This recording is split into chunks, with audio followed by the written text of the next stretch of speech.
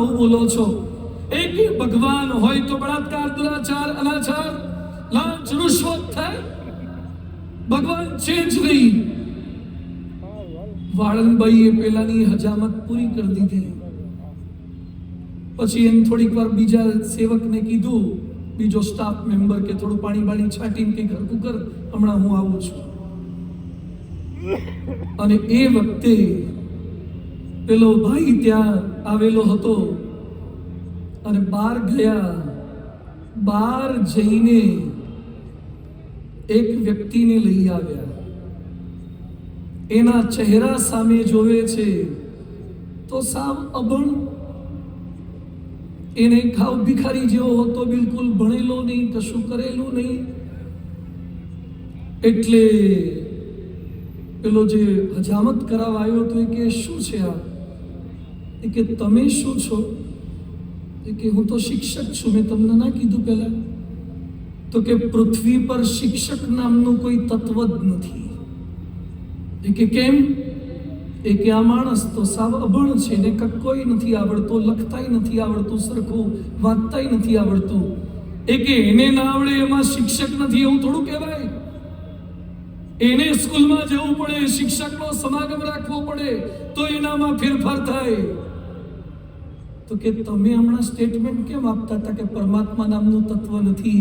પરમાત્માના મંદિરે જવું પડે, સમાગમ કરવો પડે, નિયમ પાળવા પડે તો એ અનુભૂતિની અનુભૂતિ તમને થાય. એની સાથે જોડાવવું પડે. તો મોજમાં રહેવાનો રાજમાર્ગ કાલાવાડ રોડ નથી. કોઠારીઓમાં રહે એ પણ સુખી રહે, ફ્લેટમાં રહે, ટેનામેન્ટમાં રહે સુખી રહે એવું નથી. મિસકન્સેપ્શન થઈ ગયું છે, વ્યાખ્યા ઊંધી થઈ ગઈ છે.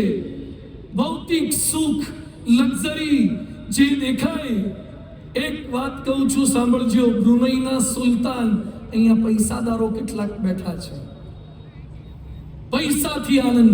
પૈસા ગણવાની પણ એક મજા હોય છે. બસમાં કંડક્ટર બધાની ટિકિટ લઈ લે ને પછી બેઠો બેઠો ગણતો હોય.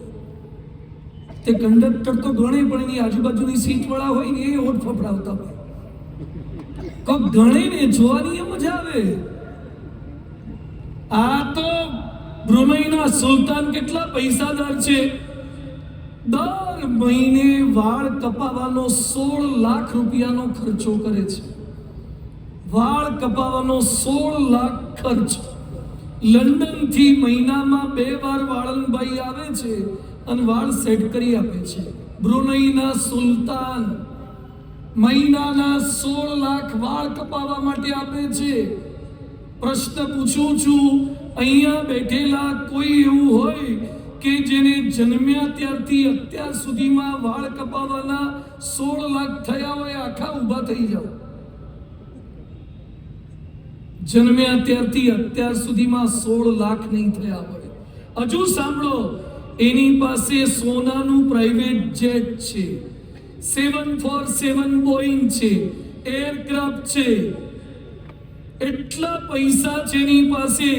એની પુત્રીના જન્મ દિવસે એરબસ A340 એરબસ પ્લેન ભેટમાં આપ્યું. ઘણા નાની છોકરી મેળામાં જન્મ દિવસે લઈ જાય અને છોકરી કે પપ્પા વિમાન કે રમકડું કે લઈ આપો. એ કે બેટા આગળ હારું આવશે, આગળ હારું આવશે. એરપોર્ટ ગેટથી અંદર નાખે, ફલવરના ગેટથી બહાર કાઢી નાખે.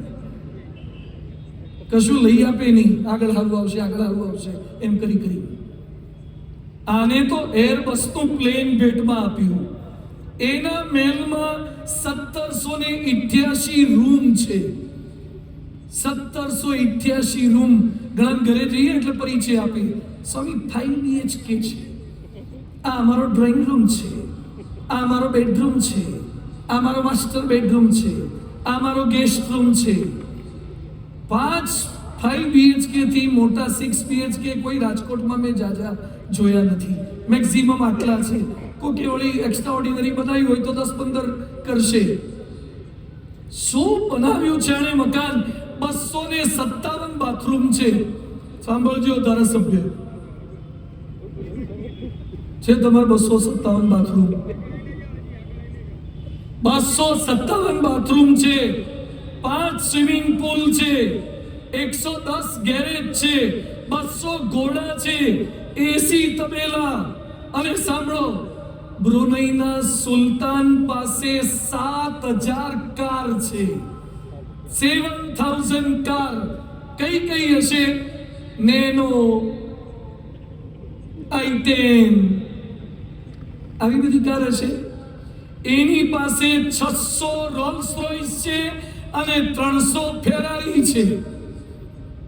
600 રોલ્સ રોયસ, 300 ફેરારી. 2011 નો Guinness book of world record એમના નામે છે. સૌથી વધારે રોલ્સ રોયસ રાખવાનો. 30 બંગાળી વાઘ છે. આટલો માણસ કેટલો સુખી હશે. 257 બાથરૂમ.